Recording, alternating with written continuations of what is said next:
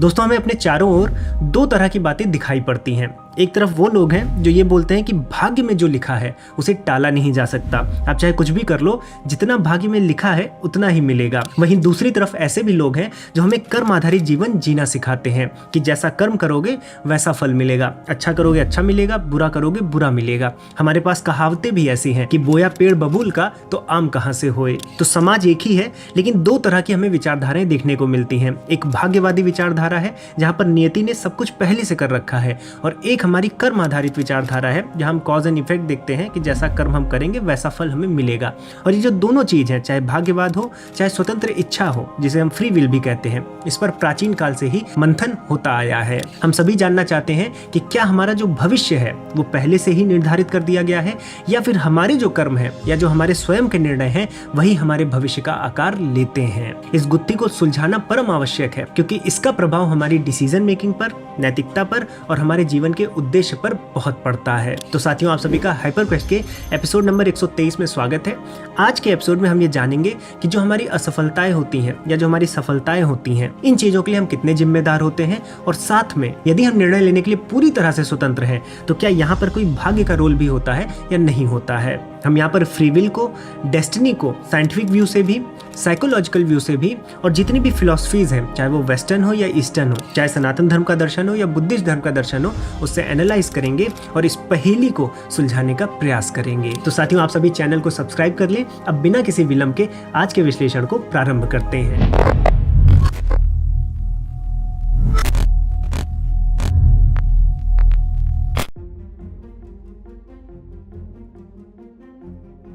तो साथियों, हम फ्री विल और डेस्टिनी पर बात कर रहे हैं।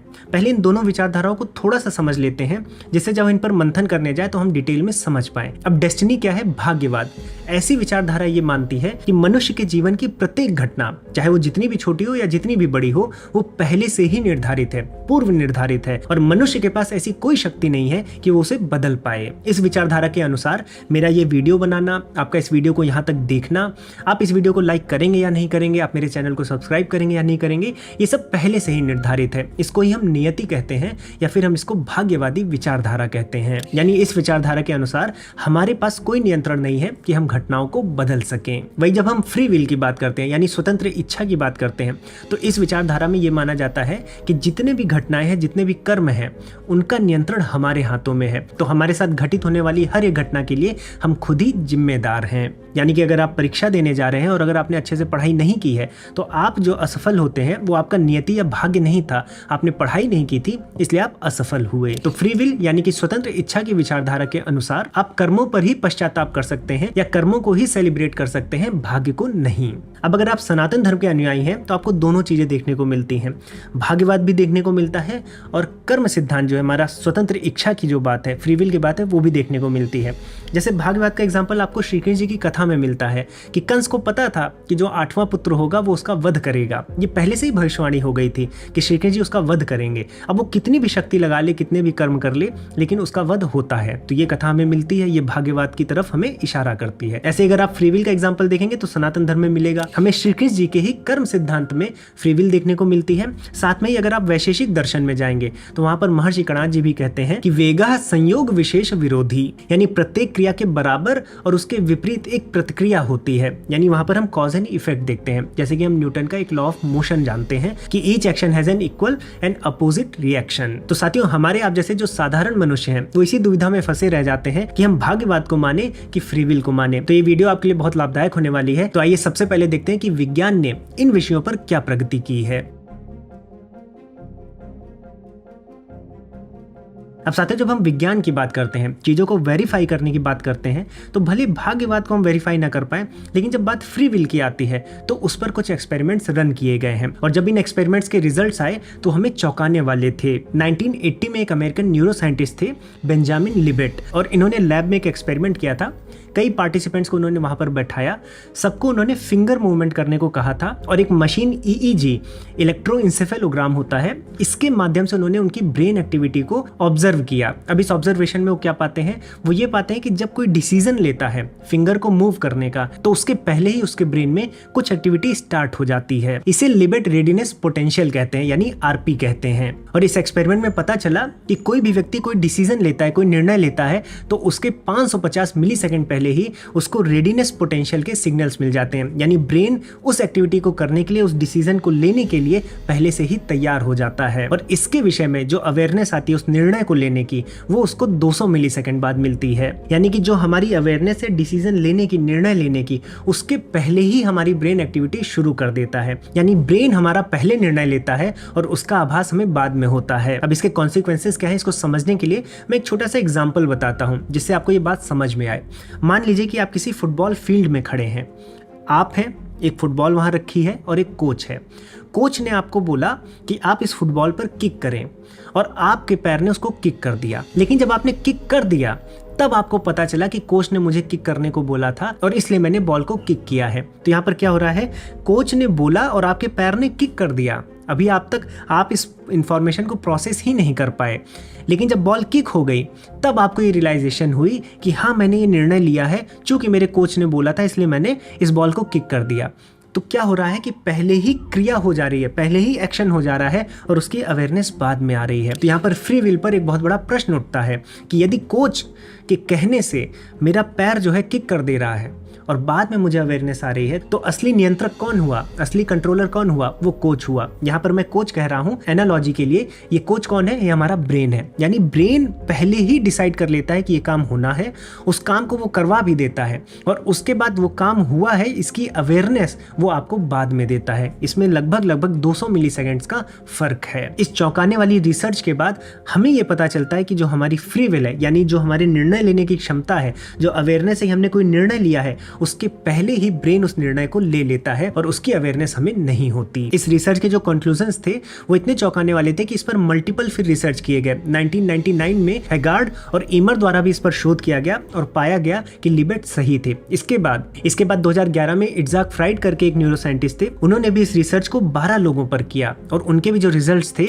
वो बेंजामिन लिबर्ट की जो बात थी कि हमारा ब्रेन पहले ही उस एक्टिविटी को स्टार्ट कर देता है जो आप करने वाले होते हैं, बाद में उसकी आपको अवेयरनेस होती है, ये बात सच है। इसको एक दूसरी विधि से एक रिवर्स अप्रोच लेकर 2006 में एक प्रसिद्ध न्यूरो साइंटिस्ट हुए हाक्वान लाउ, उन्होंने भी लैब में एक TMS टेक्नोलॉजी का उपयोग किया, ट्रांसक्रेनियल मैग्नेटिक स्टिमुलेशन का। पहले क्या था कि पहले बेंजामिन लिबर्ट बोलते थे अपनी उंगलियां हिलाने को पार्टिसिपेंट्स को, इसमें लाउ जी ने क्या किया, इसमें उन्होंने रिवर्स किया। उन्होंने कहा आपको उंगलियां नहीं हिलानी है, लेकिन जो एक्टिविटी ब्रेन में होती है उंगलियां हिलाते समय, वो एक्टिविटी उन्होंने स्टिमुलेट की ब्रेन में, और जो व्यक्ति था उसने अपनी उंगलियां हिला दी। यानी कि पहले क्या हो रहा था कि हम पहले डिसीजन लेने को बोलते थे, उंगलियां हिलाने को बोलते थे और ब्रेन की एक्टिविटी को ऑब्जर्व करते थे। इसमें उल्टा किया गया, इसमें ब्रेन में ही वो एक्टिविटी, वो उत्तेजना भरी गई जिससे वो उंगलियां हिले। और जब वो उंगलियां हिली और पूछा गया कि क्या आपने उंगलियां हिलाने का डिसीजन लिया था, तो उस व्यक्ति ने बताया कि उसने निर्णय नहीं लिया था, या तो उसको पता भी चलता है तो उसके कुछ समय के बाद। यानी कि जो एक्शन है और जो उस एक्शन की अवेयरनेस हमें होती है कि हमने ये निर्णय लिया है, उसमें लैग है, उसमें कुछ समय का डिले है, और ये हमें बताता है कि हम एक्चुअल में वो डिसीजन नहीं ले रहे, बल्कि हमारा ब्रेन हमारे लिए वो डिसीजन लेता है। अब साथियों, यहाँ पर लैग से कंफ्यूज मत होइएगा कि कोई भी मशीन या सिस्टम है, अगर कुछ वो चीज कर रही है तो इतनी फास्ट कर रही है कि हमें समझने में थोड़ा सा समय लग जा रहा है और वो लैग की वजह से हमें वो अवेयरनेस में लैग है। ऐसा नहीं है, जब हमें समझ में आ रहा है उसके पहले ही वो एक्टिविटी हो गई है। इस पर एक पाथ ब्रेकिंग रिसर्च और हुआ। 2009 में 2 न्यूरो साइंटिस्ट थे, एक बैंक्स और ईशम, और इन दोनों ने भी अपने रिसर्च में ये पाया कि जो अवेयरनेस हमें होती है ये हमें ब्रेन ही देता है। अब यहाँ पर पूरी प्रक्रिया समझिए क्या हो रहा है। ब्रेन कुछ एक्टिविटी खुद से ही स्टार्ट करता है जो आप भविष्य में करने वाले होते हैं, वो एक्टिविटी, वो एक्शन वो दे देता है, वो एक्शन हो भी जाता है, लेकिन उस एक्शन के होने के बाद उस बारे में आपको भी पता चले, ब्रेन ये अवेयरनेस बनाता भी है। यानी कि जो वो एग्जांपल था जहां पर एक कोच है जो कि आपके ब्रेन की एक एनालॉजी है, मैं ब्रेन को वहां पर कोच बोल रहा हूं, और जो आप हैं, कोच ने तो बोल दिया कि बॉल मारो, तो आप क्या है कि कोच ने जैसे ही बोला वैसे ही आपका पैर उस बॉल को मार देता है। लेकिन फिर बाद में क्या करता है, वो कोच आकर आपके दिमाग में या आपको ये बताता है कि तुमने इसलिए बॉल मारी है क्योंकि मैंने बोला है। यानी कि वो ब्रेन आपके लिए उस अवेयरनेस की स्टोरी भी बनाता है। यानी कि ब्रेन पहले वो काम कर देता है, आपके शरीर से वो करवा लेता है, फिर आप कहीं पीछे ना छूट जाएं, इसलिए उस गैप को फिल करने के लिए एक स्टोरी भी बनाता है, जिसे आप अवेयरनेस कहते हैं। तो इस तरह की चीज विज्ञान में प्रूफ हो गई है। यानी बेंजामिन लिबेट जिस राह पर बढ़े थे और वो फ्री विल को समझना चाह रहे थे, और उनको बाद में पता चला कि फ्री विल एक इल्यूजन हो सकता है। जैसे हम फ्री विल सोच रहे हैं उतनी भी फ्री हमारी इच्छाएं नहीं हो सकती। उसको बाद में मल्टीपल एक्सपेरिमेंट से प्रूव भी किया गया है। अब ये हो सकता है आपको लगे कि कुछ पर्टिकुलर साइंटिस्ट हैं जिन्होंने इस तरह का रिसर्च किया है और हमें ऐसी बात पता चली है, लेकिन जिन्होंने डीएनए की संरचना की खोज की है, फ्रांसिस क्रिक, वो भी अपनी बुक द एस्टोनिशिंग हाइपोथेसिस में ये मानते हैं कि जो फ्री विल है ये पूरी तरह से एक भ्रम है। तो विज्ञान में हम फ्री विल तो मानते हैं, लेकिन फ्री विल उतनी भी फ्री नहीं है, आपकी इच्छाएं उतनी भी स्वतंत्र नहीं है जिस रूप में आप मानते हैं, जिस रूप में आप उसको देखते हैं कि हमारे जो निर्णय है वो पूर्णतया हमारे ऊपर निर्भर करते हैं। इस तरह से आपकी फ्री विल नहीं है। साथ में अगर आप छोटे मोटे बेसिक एग्जांपल्स अपनी लाइफ के भी देखें तो बहुत सी चीज़ें जो आप सबकॉन्शियसली ही कर लेते हैं, जैसे कार चलाना हुआ,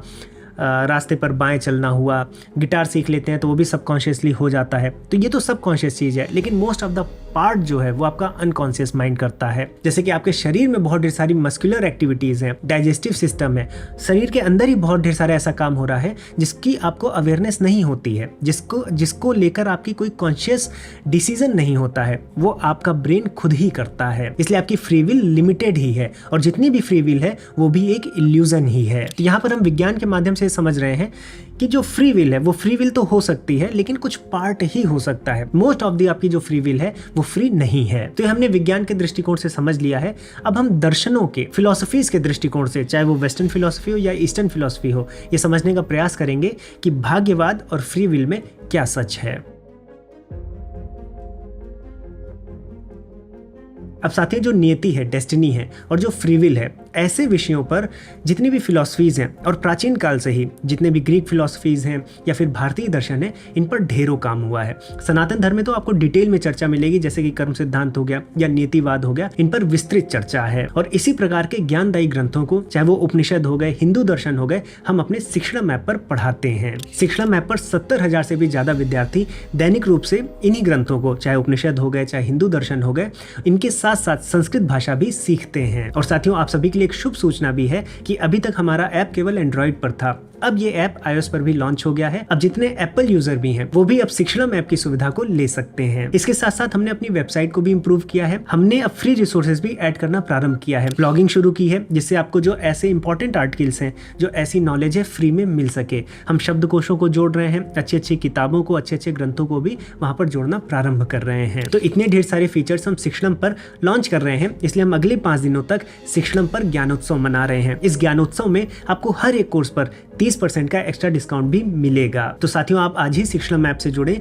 यदि आपको कोई समस्या है, कोई क्वेरी है, किसी कोर्स के बारे में जानना है, कैसे पढ़ाया जाएगा, इन सभी चीज़ों के बारे में वैसे तो डिटेल में दिया है, यदि आपको पूछना भी है तो नीचे एक नंबर आ रहा होगा, आप हमारी टीम से जुड़कर अपने सभी समस्या के समाधान भी पा सकते हैं। तो सारी डिटेल्स और शिक्षणम से जुड़ी हुई लिंक आपको नीचे कॉमेंट सेक्शन और डिस्क्रिप्शन बॉक्स में मिल जाएगी। आप एक बार जरूर जुड़े, हमारा आपको पूरा सपोर्ट रहेगा। आइए अब वीडियो में आगे बढ़ते हैं। अब साथियों, जब फिलोसफीज की तरफ हम बढ़ते हैं, दर्शनों की बात करते हैं, तो फिलोसफीज और दर्शन में, चाहे वो वेस्टर्न फिलोसफी हो, चाहे वो भारतीय दर्शन हो, फ्री विल और डेस्टिनी यानी भाग्यवाद और स्वतंत्र इच्छा, इनको दो अलग अलग चीज नहीं देखी गई है। ऐसा नहीं माना जाता कि कोई एक गलत है और कोई एक सही है। लगभग हर एक फिलोसफी में इन दोनों में सामंजस्य देखा गया है। आप वेस्टर्न फिलोसफी की बात करेंगे तो एक कॉन्सेप्ट है कंपैटिबिलिज्म का, यानी कि नियति यानी आपका भाग्य और फ्री विल आपकी स्वतंत्र इच्छा में एक सामंजस्य होता है। इस विचार को ह्यूम और कांट, इन दोनों वेस्टर्न फिलोसफर्स ने आगे बढ़ाया है। ये दोनों बहुत इंपॉर्टेंट है, इसलिए मैं यहाँ पर कवर करूंगा। उसके बाद हम भारतीय दर्शनों की तरफ बढ़ेंगे। तो सबसे पहले ह्यूम के विचार देखते हैं। ह्यूम के अनुसार मनुष्य जो कुछ भी करता है वो बाहरी कारणों के कारण करता है, यानी जो बाहरी परिस्थितियां हैं उसके कारण वो कार्य करता है।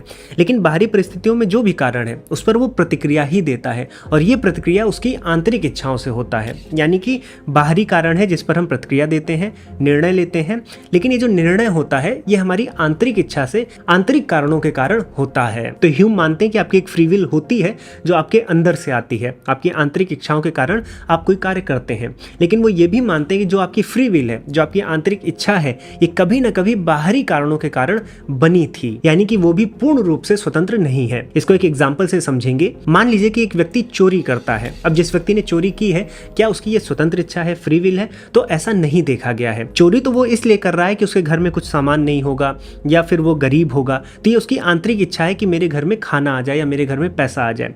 लेकिन ये आंतरिक जो इच्छा है, ये उसकी खुद की इच्छा नहीं है, क्योंकि वो ऐसे समाज में पैदा हुआ है जहां गरीबी है। साथ में वो उन लोगों के बीच में भी उठा बैठा होगा जहां पर चोरी करना या अपराध करना बहुत गंदी तरह से नहीं देखा जाता है, बहुत मोरली नीचे की चीज नहीं है, क्योंकि वहां पर प्रायोरिटी किसको दी जा रही है कि आपके पास खाना होना चाहिए, आपके पास सामान होना चाहिए जीवन जीने के लिए। तो वो एक ऐसे समाज में है जो गरीब है, जहां पर अपराध होते रहते हैं। इन बाहरी कारणों ने उसके अंदर की जो इच्छा है कि मुझे चोरी करनी चाहिए, उसको डिफाइन किया है। अब उसको लग रहा है कि वो जब चोरी कर रहा है तो स्वतंत्र इच्छा से कर रहा है, लेकिन ऐसा बिल्कुल भी नहीं है। तो जो फ्री विल का कॉन्सेप्ट है, ये फ्री विल ऐसी है कि आप आंतरिक इच्छाओं से तो कार्य करते हैं, लेकिन ये जो आपकी आंतरिक इच्छाएं हैं, ये कभी न कभी बाहरी परिवेश से बनी थी, आकार ली थी। इसलिए पूरी साइकिल होती है कि बाहरी चीजें हमारी आंतरिक इच्छाओं को आकार देती हैं, उन आंतरिक इच्छाओं के कारण हम कुछ नया कार्य करते हैं। तो एक साइकिल चलती रहती है, बाहर से अंदर और अंदर से बाहर की। तो ह्यूम के ये विचार थे। अब इमैनुअल कांट की अगर हम बात करें तो उनके भी विचार लगभग ह्यूम जैसे ही थे, लेकिन थोड़ा सा अलग थे। वो ये मानते थे कि कभी भी, जैसे ह्यूम तो ये भी कह दे रहे हैं कि आपकी आंतरिक इच्छा से जो आप कार्य कर रहे हैं वो एक फ्री विल ही है, भले वो पास्ट में किसी बाहरी कारण से बनी थी। लेकिन कांट का ये मानना है कि फ्री विल जैसी चीज हो ही नहीं सकती। फ्री विल की डेफिनेशन, बाय डेफिनेशन अगर हम जाएंगे तो हम वो कभी पा ही नहीं सकते। फ्री विल का मतलब यह है कि कोई भी कार्य करने की स्वतंत्र इच्छा, मतलब वो किसी भी चीज पर निर्भर बिल्कुल भी ना करे। यानी आपके पास जितने भी विकल्प हो, जितने भी ऑप्शंस हो कार्य करने के, उन सभी में आप इक्वली पार्टिसिपेट करें। ऐसा ना हो कि इसको करने में ज्यादा फायदा है या इसको करने में नहीं फायदा है, तब तो आप किसी ना किसी चीज पर निर्भर हो जाएंगे। मान लीजिए कि आप रोड पर जाते हैं और किसी का एक्सीडेंट हुआ रहता है। अब आप जा रहे हैं और आपको डिसीजन लेना है कि उसको हॉस्पिटल ले जाना है कि नहीं ले जाना है। तो आपके पास दो ही रास्ते हैं, आप ले जाएंगे या नहीं ले जाएंगे। यदि आपकी परवरिश अच्छी हुई है, यदि आपको ये सिखाया गया है दूसरों की सहायता करनी है, तो आप उसको लेकर जाएंगे। यदि आप इस तरह से नहीं सोचते हैं तो आप उसको लेकर नहीं जाएंगे। लेकिन ये जो दोनों ऑप्शन हैं, ये दोनों ऑप्शन स्वतंत्र नहीं है। इन पर जो भी आप कार्य करेंगे उसके पीछे कोई ना कोई कारण आपके पास्ट से, आपके एक्सपीरियंस से जुड़ा होगा। तो ये फ्री विल रही नहीं गई। यानी कि यदि आप उसको हॉस्पिटल ले भी जाते हैं तो कुछ ना कुछ रीज़न ऐसे पास्ट में हुए हैं जो डिसाइड करते हैं कि आप उसको हॉस्पिटल ले जाएंगे।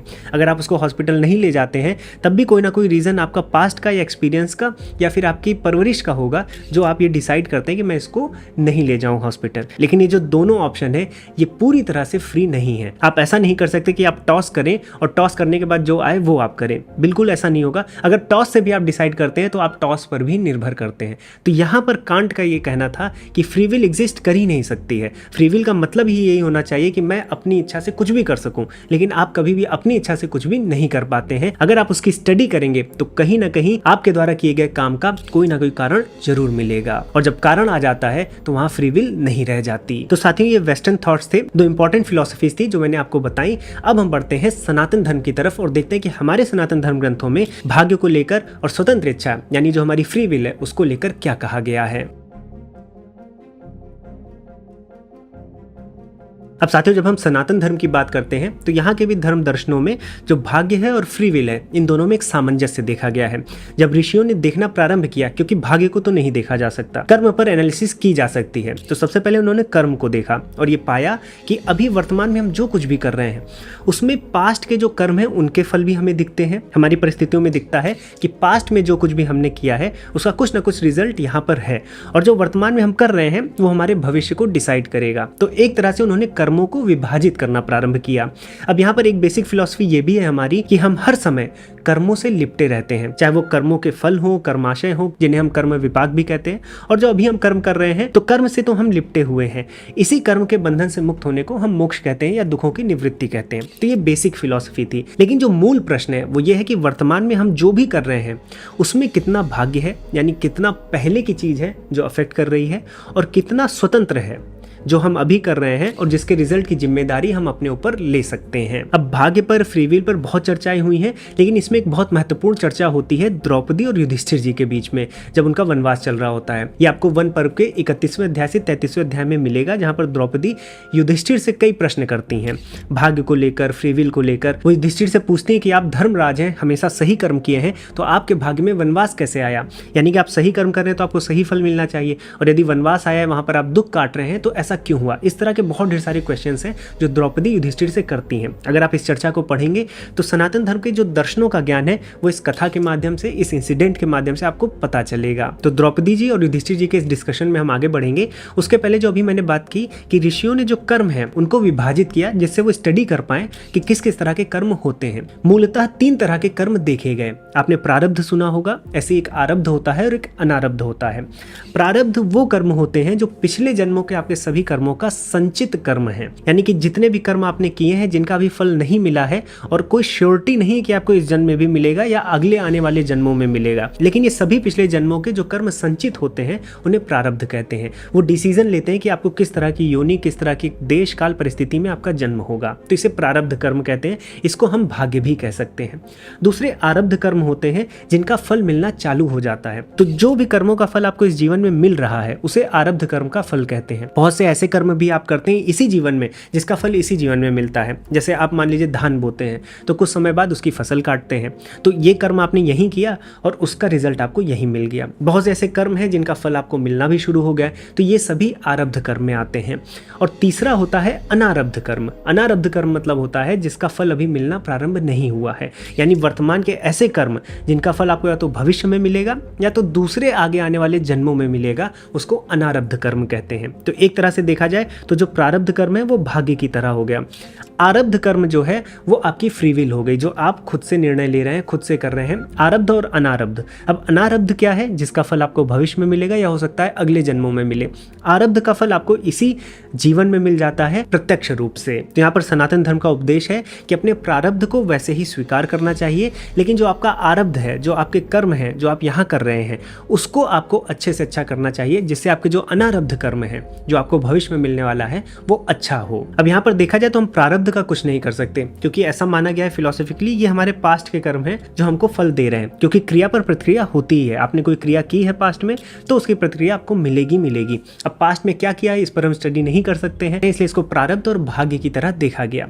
लेकिन जो आरब्ध है, जो अभी आप कर रहे हैं, जिसका रिजल्ट आपको मिल जाता है, इस आरब्ध पर हमें काम करने की जरूरत है, क्योंकि आरब्ध कर्मों में भी ये देखा गया है कि अगर हम ये कहें कि सही कर्म का फल सही ही होगा तो ऐसा अक्सर देखा नहीं जाता। हम बहुत मेहनत करते हैं किसी चीज में लेकिन असफल हो जाते हैं, हम दिन रात की मेहनत करते हैं फिर भी असफल हो जाते हैं। तो यहाँ में कॉज एंड इफेक्ट दिखता नहीं है। तो इस पर ही द्रौपदी जी ने युधिष्ठिर जी से चर्चा की है। इसके पहले दर्शनों में ये जो आरब्ध कर्म है जिनके फल हमें मिलते हैं, इसमें भी माना गया है कि 2 तरह के फल मिलते हैं। एक दृष्ट फल जो आपको प्रत्यक्ष रूप से तुरंत मिल जाता है, एक अदृष्ट फल जो आपको लगता है कि जिसका परिणाम हमें मिला नहीं है लेकिन उसका परिणाम कहीं ना कहीं आपको मिल गया होता है, वो आपको दिखता नहीं है। हो सकता है वो आगे जाकर आपको प्रत्यक्ष रूप से दिखे। अब जो मैं द्रौपदी जी और युधिष्ठिर जी की चर्चा की बात कर रहा हूँ, ये वन पर्व के 33वें अध्याय में अगर आप 15वां 16वां श्लोक देखें तो वहां पर आरब्ध कर्मों की ही वो बात कर रही हैं कि ऐसे कर्म जिनका आपको प्रत्यक्ष फल मिल जाता है 1 दिन में, 2 दिन में, 1 साल में, 2 साल में, जितनी भी जैसी मेहनत होती है, जैसे भी उस कर्म की समयावधि होती है, यदि आपको प्रत्यक्ष फल मिलता है तो उसको द्रौपदी जी ने यहाँ पर पुरुषार्थ या